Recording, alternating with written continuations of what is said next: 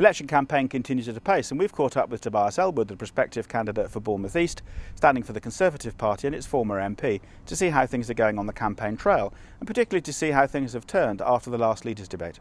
Tobias, you're out in the election campaign. How's it going? It's going well. We've had a great response on the doorstep. There's a real feeling that there's a decision to be made. It's people have had enough with Gordon Brown and they want change. Have you noticed a difference in people's attitude since the leaders' debate?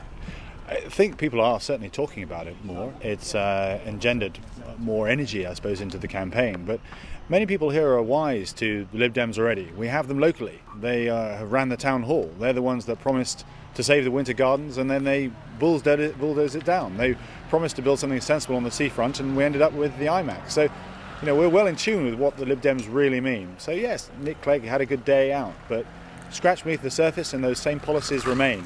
You've got wanting to take us into Europe, wanting to introduce the euro, and certainly had that been the case, we would have fared worse off than Greece is doing at the moment, and we'd be begging to France and Germany for a bailout. The leaders' debate obviously turned the debate into a personality contest.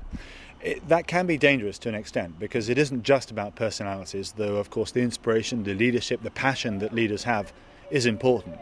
It's also about policy. What issues have been coming up on the doorstep? The economy, very much so in people's minds. What are the plans to get us out and get us moving? We were the first G8 of the countries to get into the recession. We seem to be the last country to get out. People are looking for better leadership, better decision making to help small, medium-sized businesses and pensioners weather the storm. And then immigration as well crops up as another issue. Do you see the campaign moving on to a level where now the Lib Dems have got to account for their policies in the same way as that you hold Labour to account?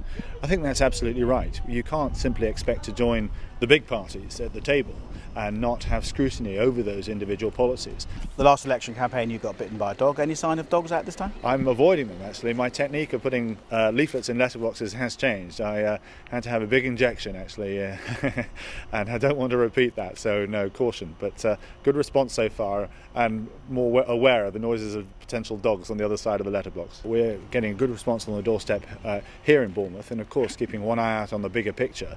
But so many issues to cover, so many more weeks to go. It'll certainly be interesting.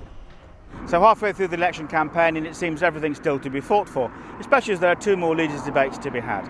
This is Steve Parcell reporting for Vision News South.